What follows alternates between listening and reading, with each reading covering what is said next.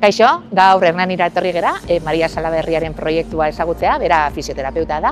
Eta bueno, ia zer esaten diguen, bale? Venga, guazen. Kaixo, Maria, zemuz? Ondo, pasa. Bueno, gaur zu ezagutzea gatoz. Ia, erakutsi.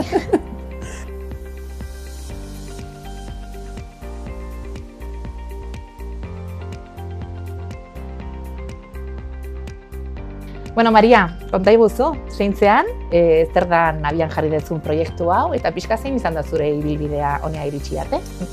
Nik karrera bukatu netzikan 5 urte pasadia, eta behin 5 urte horiek pasata, ibilbidea luzea izan da leku ezberdinetan naiz, bai Hernaniko errepidetaldian, Hernaniko beste konsulta batean, eta ibilbide guzti hori da, pixka ja ikusten nun, nire bidea segitu behar nuen, eta nire bidea izan da, nire esan dezakegu konsulta txiki bat bezala montatzea, ze azken batean Hernaniko beste lagun batek aukera eman bere konsultan kabina bat alokatuz nire zerbitzuak eskaintzeko, eta bestetik nire espezializazioa dagokionean, pixkaten naiz nire bidea jorratzen dana.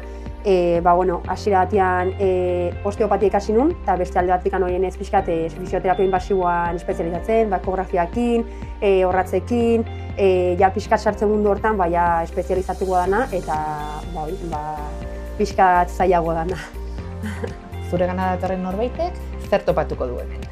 Azken batean, zitaetan anik ematea ditut, norbaitek telefonoa ditzenean nik esango nuke nik hartatzela pertsona hori, hornarreta alde batetik personalizatua da, eta beste alde batetik nik eskaintzeten zerbitzua gaur egun oso garrantzitsua ditzen beste zerbitzua dara baita, bai manuala, eta guain dikan ez zaizkit iritsi, baina hori baita bada makinarian asuntoa, ze azken batean fisioterapiak jorratze ditun alderdiak, eta ez da bakarrika manuala edo makinariak initea nire ustetan bintzat.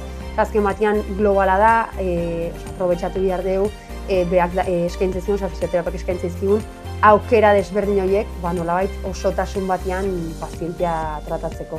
Eta orokorrian etortzeiten jendea denetatik dago bai gaztea, heldua, gehien bat normalian egia igual 50, 5 urtetik aurreako jende hori, baina irikitare baita aukera desberdinei.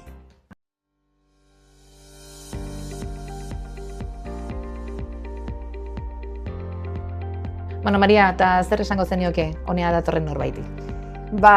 Pixka lehen komentatutena ez, arreta espezializatua dela, personalizatu baita, bai eskuzko terapian, bai terapia inbasibotan, gero beste alde batetik baita, jende asko gaur egungo gizarteak dakan, ez, estres maila altu horrekin sintoma zudazka somatizatuta, adibidez buruko minak, lo gabezia, eta beste modu batea sintoma horiek kudeatzeko modu bat izan daitezkela baita terapia mota hauek baita, hobetzat laguntza bat izan daiteke.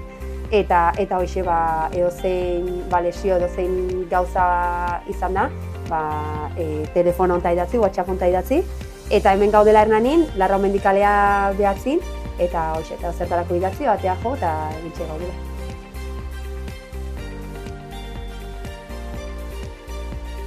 Zorte hon eta mila esker, bale? Venga, gero arte, agur!